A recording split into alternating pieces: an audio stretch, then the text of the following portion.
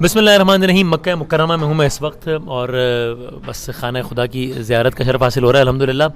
ہم لوگ ہمیشہ جب خانہ کعبہ میں مختلف خدام کو دیکھتے ہیں تو ان میں اکثر آپ کو پاکستانی میں نظر آتے ہیں جو کوئی پانی پلا رہا ہوتا ہے, کوئی صفائی کر رہا ہوتا ہے. بڑی سعادت ہے ظاہر ہے حرم پاک میں کوئی بھی کام کرنا, مطلب اس در کی تو غلامی بادشاہی ہے, تو وہ بڑی سعادت ہے.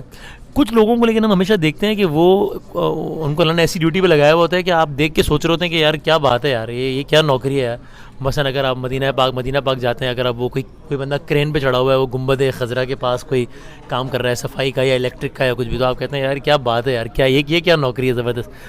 تو میرے ساتھ ایسے ایک صاحب موجود ہیں اور وہ ہمارے پاکستان سے تعلق رکھتے ہیں الحمدللہ. ان کا کیا کام ہے؟ ان کا یہ کام ہے کہ امام کعبہ کو مائک ہر نماز سے پہلے, یعنی کہ 5 نمازیں ہوتی ہیں ان میں کم از کم 3 نمازوں سے پہلے یہ امام کعبہ کے آگے مائک کی پلیسمنٹ کرتے ہیں. تو آئی ایم شیور کہ آپ لوگ بھی جب ٹیلی ویژن پہ یا کہیں اس طرح کے کسی فرد کو کام کرتے ہوئے دیکھتے ہوں گے تو ایک دفعہ خیال آتا ہوگا, یا میرے تو دل میں بڑے تجسس ہے کہ سوچوں ان کی لائف کیا ہوتی ہے, ان کو اتنے موقع وہ مل جاتے ہیں جو عام لوگوں کو نہیں ملتے.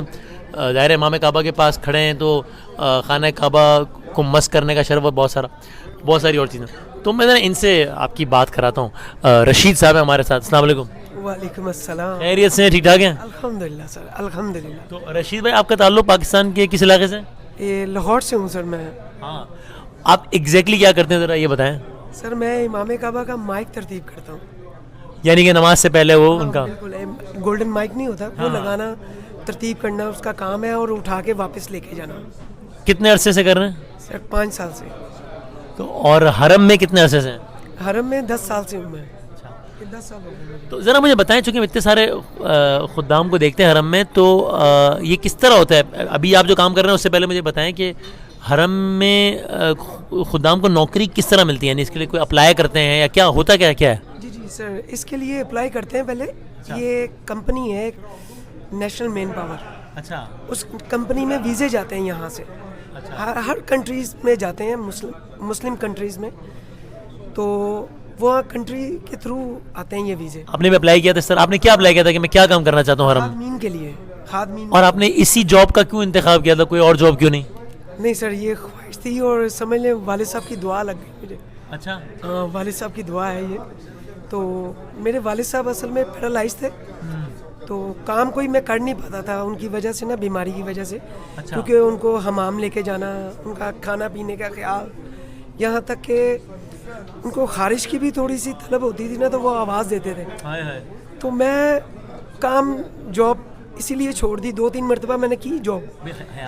نہیں, وہ جب میرا پہلا دن تھا نا حرم میں, اس دن ان کا انتقال ہوا. کیونکہ انہوں نے مجھے آنے سے انہوں نے مجھے زبردستی بھیجا کہ یار میرے ہوتے ہوئے نا ایک مرتبہ جو تمہاری خواہش ہے نا کہ روضہ رسول دیکھنا, حرم پاک دیکھنا, تو آپ اس طرح کرو, میرے ہوتے ہوئے دیکھا ہو آپ ایک مرتبہ.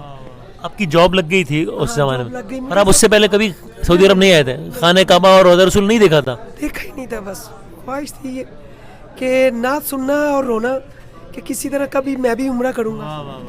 تو میرے والد صاحب کے ہی دوست ہیں ادھر ہمارے, میں اندرون شہر سے ہوں, موچی گیٹ سے.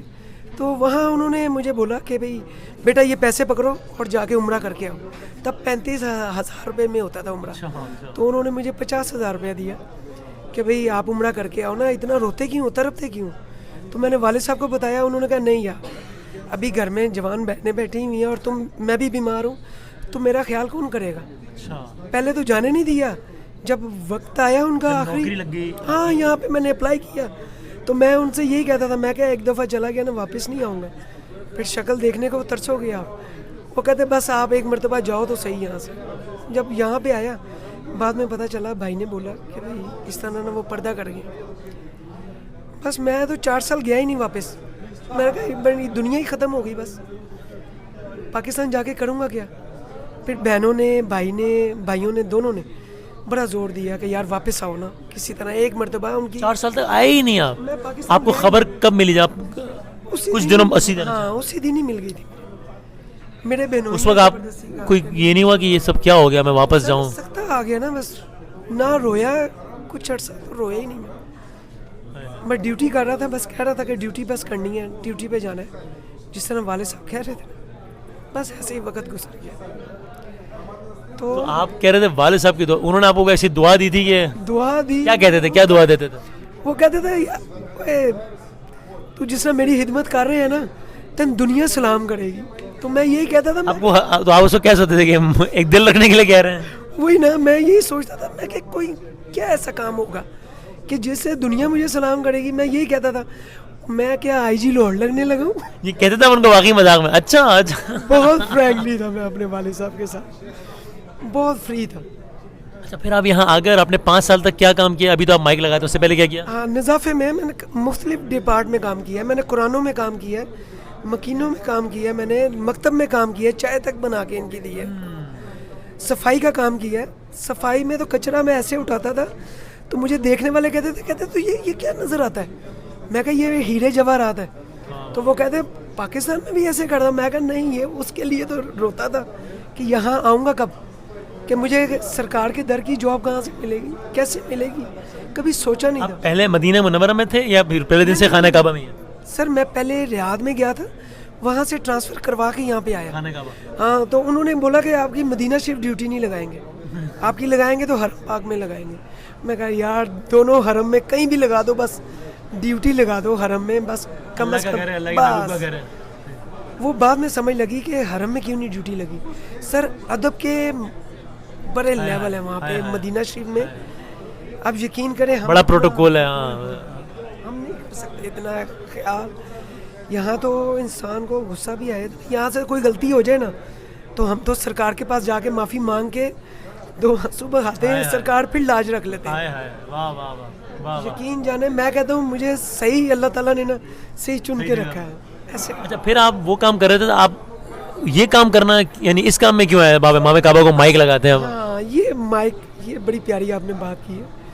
میں نا حاجی جب آتے ہیں نا, حاجی صاحبان, وہ کیا کرتے ہیں, وہ سبیل دیتے ہیں. میں ٹپ جس کو کہتے ہیں 2-5 درہم جو بھی. ہاں ایسے ہی. تو میں نا توسیہ میں کھڑا تھا, کولروں کے آگے پانی صاف کر رہا تھا, تو کہ حاجی آیا سیڑھیوں سے اوپر چڑھ کے کعبے کی طرف سے.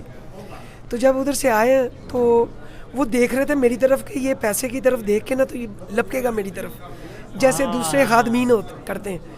پر میں اس وقت نا اپنی ایک مستی میں تھا, تو میں نے کعبے کی طرف دیکھا اور میں نے یقین کرے میں اس کی مسکراہٹ جو تھی نا بڑی طنزیہ تھی اس حاجی کی نا, تو میں رو کے نا ویسے آنکھوں میں نمی آ گئی میری. میں اللہ تعالیٰ سے کہا, میں کہا یا اللہ تیرے در پہ کھڑے ہیں اور تیرے علاوہ تو دوسروں کی طرف دیکھنے کی توفیق نہ تھا کرے بس. اور 5 منٹ نہیں گزرے, یقین کریں یہ میرے لیے بہت بڑا معجزہ ہے, رب کا کرشمہ ہے کہ 5 منٹ بعد میرے ایک مراقب نے آ کے مجھے بولا, جو فورمین جسے ہم لوگ بولتے ہیں, مراقب نے آ کے کہا اوے رشید مکتب میں کام کرے گا؟ میں کہا ہاں کیوں نہیں کروں گا. کہتے ادھر چائے بنانی پڑے گی. میں کہا کوئی مشکل نہیں. میں ادھر مکتب میں گیا ہوں تو وہ بندے نے مجھے, وہ جو شیخ ہیں وہ مجھے کہتے ہیں چائے بنا کے نا تو جاؤ باہر سبیل کے لیے کھڑے ہو جاؤ, تاکہ لوگ پیسے ویسے دے دیں, کیونکہ پتہ نا سیلری یہاں پہ سب کی کیا ہے. تو وہاں تو میں نے کہا نہیں میں نے ادھر نہیں جانا ہے, میں ادھر ہی بیٹھا ہوں. تو وہ تھوڑے دن بعد مجھے کہہ رہا ہے میرے نا تقریباً ان کے پاس 6 ماہ میں نے کام کیا. تو مجھے کہتے ہیں میں ریٹائر ہونے والا ہوں, تمہارا کوئی دل مانتا ہے کسی اور ڈپارٹ میں کام کرنے کا جہاں پہ تم مطمئن ہو؟ اچھا. میں کہا یار کعبے سے بڑھ کے کون سی جگہ ہو سکتی ہے, میں کہا کعبے کے قریب جا سکتا ہوں. اچھا. کہتے ہیں مائک کا کام کرو گے؟ میں کہا ہاں کیوں نہیں. تو پھر مائک کے ڈپارٹ میں انہوں نے میرا ایک اقامہ لے کے, پتاکہ لے کے میرا, تو انہوں نے ایک مدیر کو سینڈ کیا کہ اس بندے کو نا اس ڈپارٹ میں نا ٹرانسفر کر دوں. آپ خوش تھے؟ میں کہہ رہا ہوں میں اتنا خوش کہ جس کی حد کوئی نہیں. میں کہا بس کعبے کے پاس بھی ڈیوٹی لگ جائے, بس یہ ایسا اللہ تعالیٰ نے کرم کیا. 5 سال سے آپ یہ کی دعائیں پوری ہو گئی بس. اب آپ روزانہ کم از کم دن میں 3 مرتبہ عصر مغرب عشاء میں 5 سالوں سے یہ روٹین ہے؟ ہاں 5 سال سے, اور درسوں میں بھی مائک لگاتا ہوں.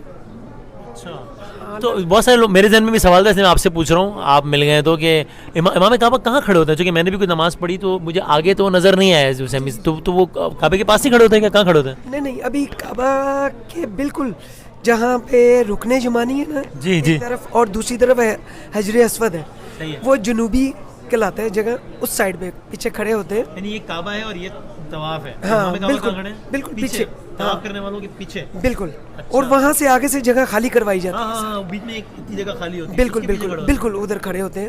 اچھا, یہ ہمیشہ سے ایسا ہی تھا یا ابھی ہوا ہے؟ نہیں, یہ کرونا کی وجہ سے. ورنہ پہلے کعبے کے ساتھ ہوتے تھے. کعبے کے آگے مقام جبرائیل کے آگے وہاں پہ مائک لگاتے ہیں ہم لوگ, اور وہاں پہ امامت کراتے ہیں. تو پھر تو آپ کو روزانہ اس وقت کعبے کو چومنے کا, ہاتھ لگانے کا روزانہ موقع ملتا ہوگا, دن میں 3 مرتبہ. الحمدللہ, اور حجر اسود کا 3 مرتبہ بوسہ لینے کا بھی شرف حاصل. تو یہ مجھے بتائیں نا, یہ چونکہ ہم لوگ جب آتے ہیں کبھی کبھی تو ایک فیلنگ ہی الگ ہوتی ہے. آپ لوگ چونکہ روزانہ یہ شرف حاصل کرتے ہیں تو کیا یہ روٹین سا بن جاتا ہے یا وہ فیلنگ رہتی ہے؟ نہیں سر, یہ آپ کی دعا پہ ڈیپینڈ کرتا ہے. آپ جیسی دعا کرو گے نا اللہ تعالیٰ سے. مجھے جب میں شروع آیا تھا نا تو میں بڑا رو کے نا کعبے کو دیکھ کے تو دعائیں کرتا تھا, والد صاحب کے لیے, اپنی والدہ کے لیے, باقی عزیز و اقار کے لیے, جو دوست احباب دعا کے لیے. تو میرے دوست احباب کہتے یہ چند دنوں کی ہے بات, ہاں پھر روٹین ہو جائے گا نا, روٹین ہو جائے گی. تو میں نے اس وقت بھی یہ دعا کی تھی اللہ تعالیٰ سے کہ یہ جو تبرک ملا نا آپ کے در سے, یہ کبھی زندگی میں نہ ختم ہونے دینا. ابھی بھی میں جب بھی کوئی بات کرتا ہوں نا, یا صحابہ اکرام کا ذکر ہوتا ہے, سرکار کا ذکر ہو, تو میں تو یہ آپ نے مانگا ہے اللہ سے. ہاں, یہ رونے والی آنکھیں تو قسمت والوں کو ملتی ہیں. کیا بات ہے, زبردست. ہر ایک کے نصیب میں نہیں ہے. یہ نہ سمجھے کہ وہ سخت دل ہے.